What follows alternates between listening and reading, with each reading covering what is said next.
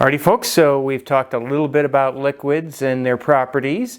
Let's talk about phase transitions in general between solid, liquid, gas, and we'll tell the story of an ice cube right now.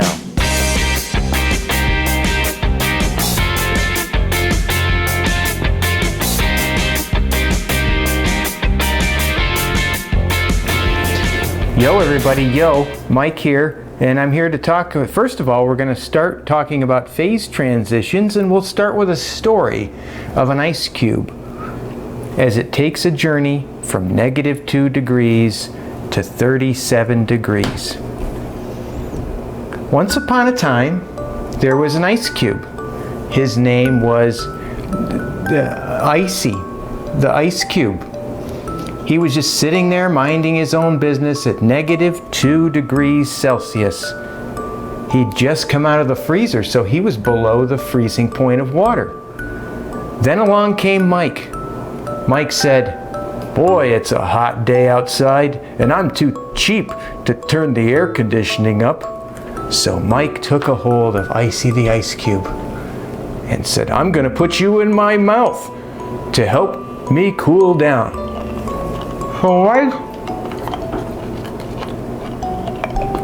Mike put the ice cube in his mouth. Hold on, guys. I can't talk while I have ice cube in my mouth. Hold on.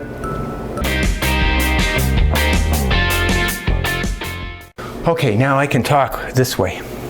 Whew, it tickles. So, Mike, with the ice cube in his body, was able to bring the temperature of the ice cube up to 0 degrees Celsius. This slope of heat versus temperature was dictated by Q equals mc delta T, where that was the heat capacity, ringing some bells, of H2O solid. Then Icy's molecules began to undergo melting, or what we call fusion. And while doing so, converting from H2O solid to H2O liquid, the temperature did not change. This is because the delta H of fusion from Mike's body was being conducted to Icy the ice cube, and Icy the ice cube eventually, as a little bit of his molecules became liquid, and then half of them, and then 3/4 of them, eventually all of the very, very cold water molecules became a liquid. Then they began their journey up in temperature. Up and up, 10 degrees, and eventually Mike's body temperature was able to bring the ice cube to a temperature of 37 degrees C from 0 degrees C. And this slope was dictated by the heat capacity of liquid water, which is about a little bit more than double that of H2O solid. And then it sat there at thermal equilibrium as Icy's molecules spread throughout Mike's body into his cells and elsewhere, and he was excreted the very next day. The end. Okay folks, let's talk about the rest of the story. What would happen if we went past 37 degrees? Let's say that this was actually the journey of the ice cube. That was a great story, wasn't it? I like the ending. Now, what would happen if we were to go even further? Okay, well, this would be the different kind of story.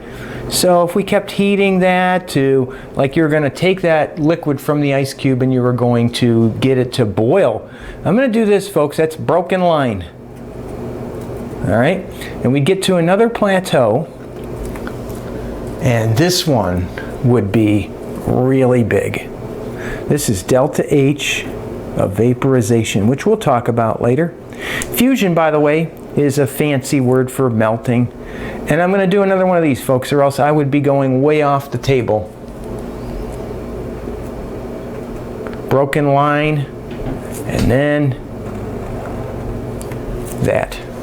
So if we were to go and mark all the phases here, this would be the solid phase. This would be solid liquid mixture. This would be liquid. This would be liquid plus gas mixture. Let's stop right there.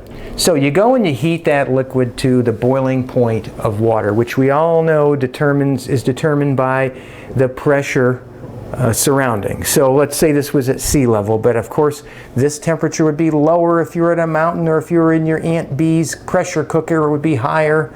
So that would be at a plateau dictated by the pressure. Let's say it's 100.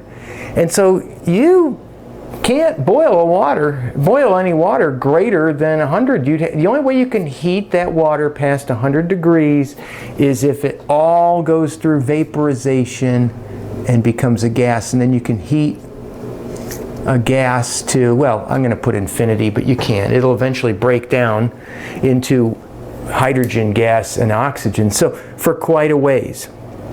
By the way, there's a figure in your book in the OpenStax text, and I'm going to show it to you right now.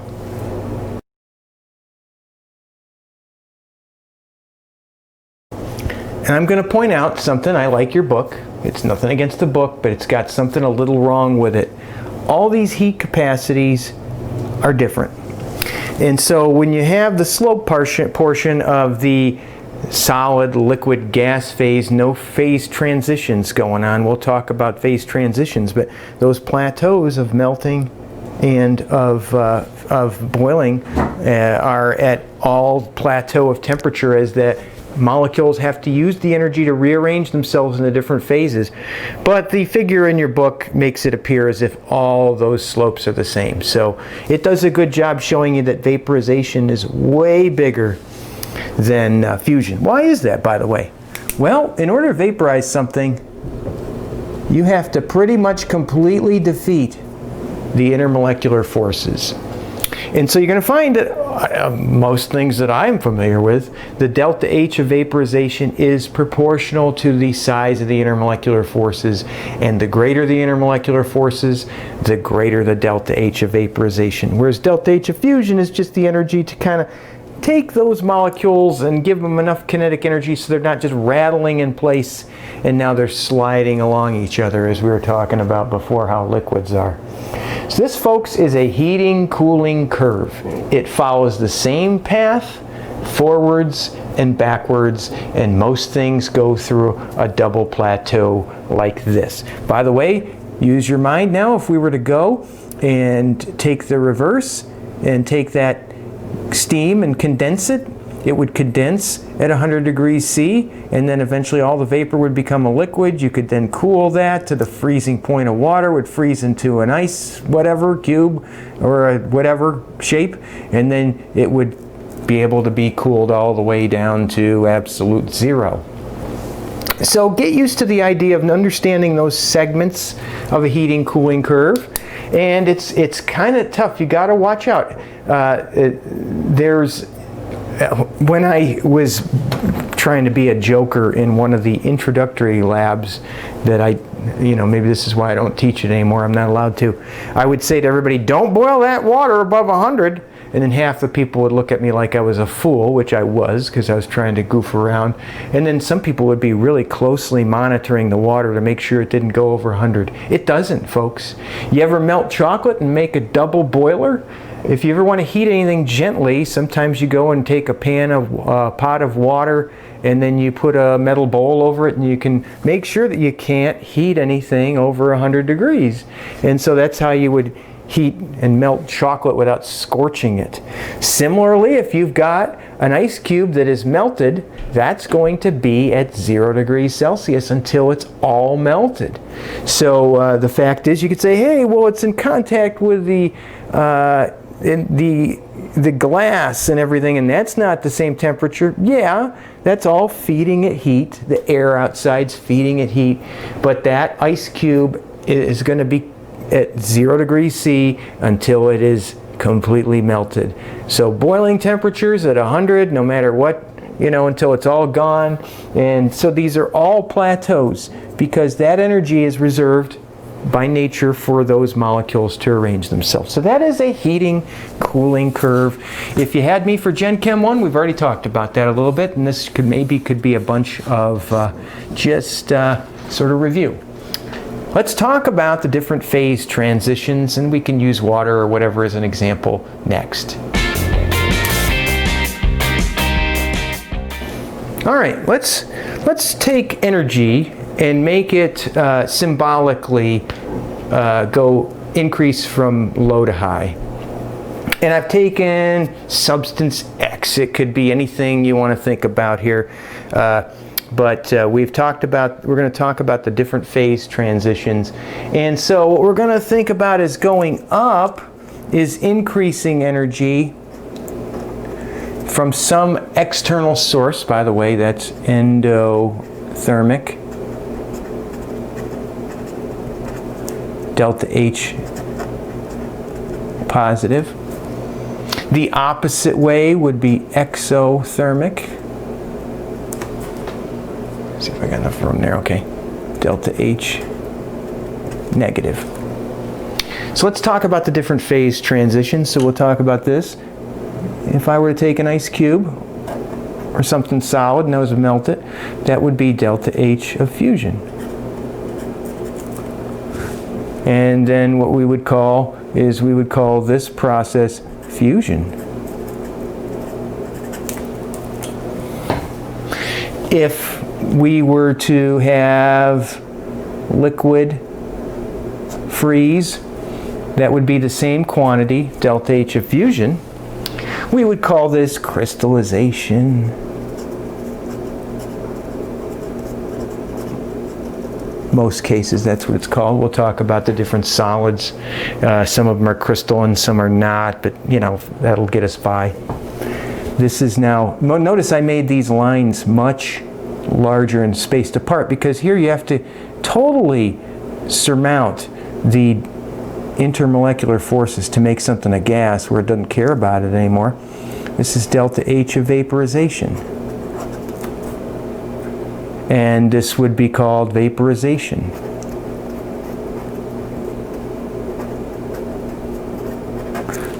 Vaporization is a more general term than evaporation, which is kind of specifically reserved for water. This would be called condensation. Notice, same amount of energy.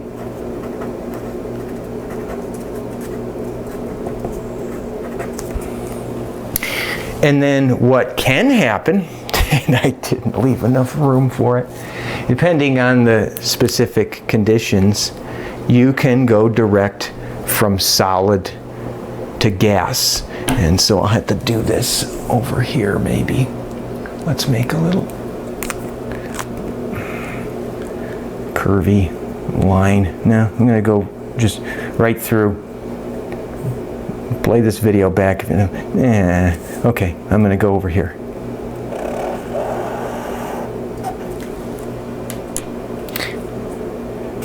And this would be called, up would be called sublimation.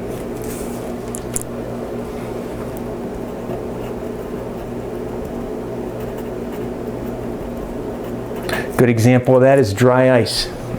Or actually, if you take the pressure down, if you decrease the pressure on top of water, you will find that water can sublime. So that's another thing. This would be called deposition. Notice it's the sum of the two, directly from solid to gas. So that's about every phase transition you want to know. And now, you got to watch out, folks. This is a little bit tricky because you think like, are you kidding me that freezing is something that is exothermic? It's cold right now. Well, if you're an orange farmer. So let's tell the tale of the orange farmer and his frost that was happening. No, okay. I was gonna. No, stop. No story time music. Get rid of that. So let's talk about an orange. There's an orange. All right, and I'm feeling artsy. Make a little. Yeah, it's on it. Ooh, looks like a. Yeah, those are supposed to be leaves. So and it's on a tree. So you're an orange farmer. Frost is coming. One of the tricks a farmer will play using the delta H of fusion to his or her advantage is spray it with water. As that gets, if it goes below the freezing point of water as the night progresses, heat will be released as the liquid then undergoes crystallization, but it's still the delta H of fusion. And it's a decent amount of energy. Some will go out to the air and be wasted, but some will go inwards towards the orange. And that is a pretty slick trick that has been probably passed down from generation to generation. And what will happen is that heat will actually heat up the orange a little bit inside to get it through the night. Now, this would not work if it was going to be frozen for days on end. By the way, ice is a good insulator, which we will talk about in a few more videos. And so that is the 3 phases. You have a little figure of this in your book. The 3 phases and the travel between them in energy, or there's what we call the phase transitions. And generally, they are the same process for anything, but what differs is the energy. So, you know, it would take 44 kilojoules per mole for something like water. And if it was to undergo delta H of vaporization, and that would be 44 kilojoules either way. If it was something like alcohol, it might be 38, something 35, I forget, kilojoules per mole. And so they all have different quantities, but it's the same template for everything. So those are the phase transitions, and whether you're trying to get an orange through the night after a frost or making a double boiler, it's all the same stuff. So now, next time what we're going to do is we're going to use a tool that chemists and engineers use called a phase diagram. So that's up next, and then we're going to dive into the various phase of the other phase of solids. So moving right along, folks. Take her easy, be safe, take care of yourself. The earth is not flat. Bye.